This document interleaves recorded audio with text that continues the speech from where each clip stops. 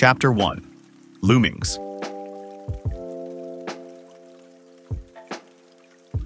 Yo, call me Ish.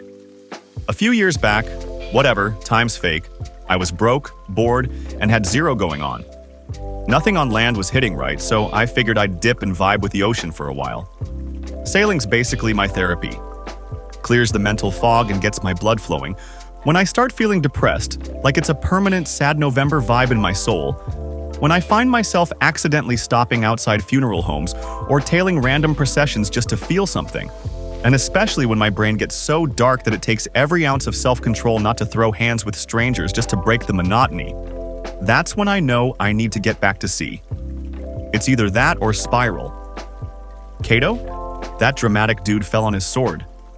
Me? I just quietly hop on a ship. Honestly, I think most people, if they're being real, get it. The ocean calls us all at some point.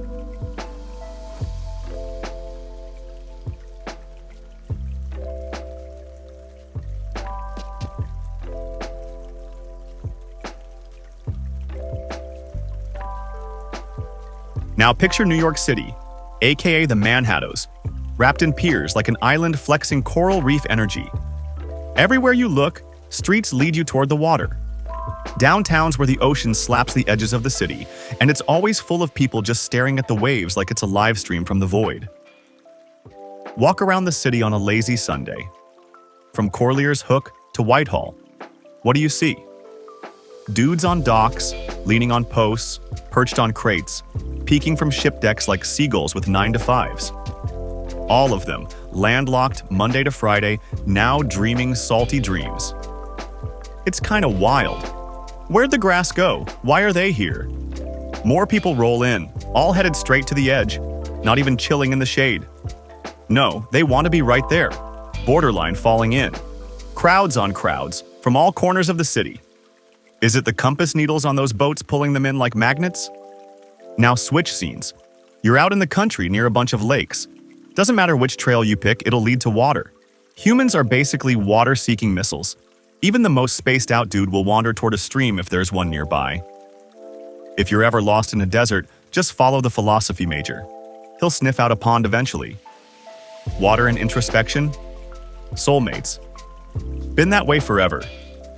Now say there's this painter dude trying to make the dreamiest, most cottagecore landscape ever. What's the key detail he's adding? Water.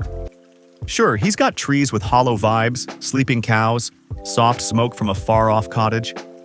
But none of it hits unless there's a stream glistening through the scene. Go visit the prairies in bloom, tiger lilies for days, and still, if there's no water, middle. Would you really hike 1,000 miles just to see a sandy Niagara Falls? Nah. Why'd a broke poet from Tennessee choose a beach trip over buying a jacket? Why are all healthy kids at some point obsessed with the sea? Why did the Persians treat the ocean like a god? Why did the Greeks make it Jove's sibling? Because it means something. And deeper still, that story of Narcissus? Dude got so obsessed with his reflection in the water, he dove in and drowned. That's us. We see our ghostly, ungraspable selves in every wave. That's the whole vibe.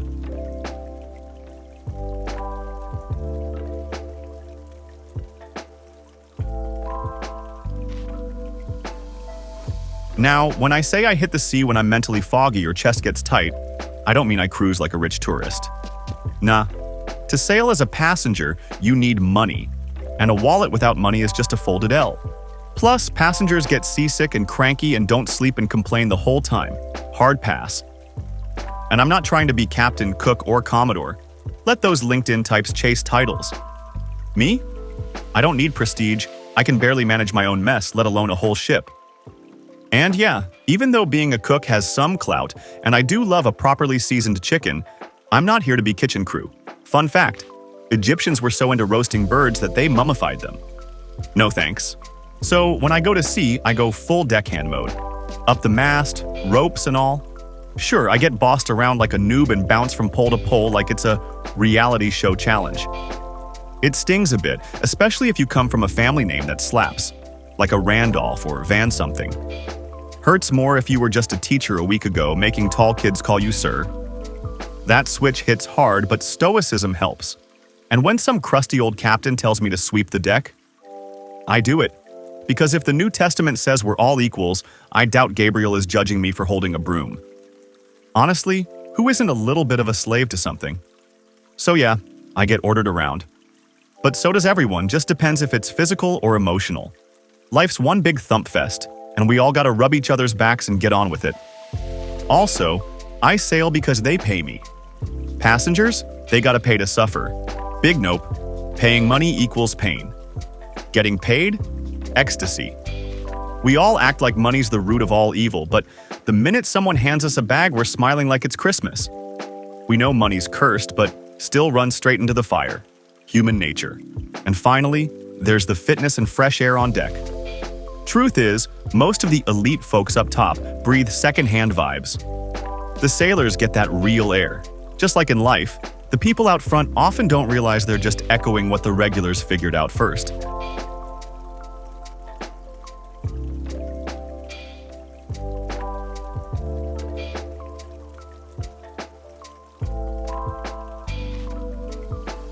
But why whaling, though? Why not just keep sailing regular routes? Well, honestly, I don't even know. It's like fate had me tagged in some cosmic itinerary, like presidential election, Ishmael goes whaling, bloody battle in Afghanistan. Guess it was my role. Some folks are cast in epic dramas, others in TikTok skits. I got signed up for sea monster hunting. Looking back, I can kind of see how it happened. The whale, this huge, terrifying, mysterious beast, it called to me. The open ocean, the danger, the lore. Most people would have noped out. Not me. I've always had that itch for the unknown.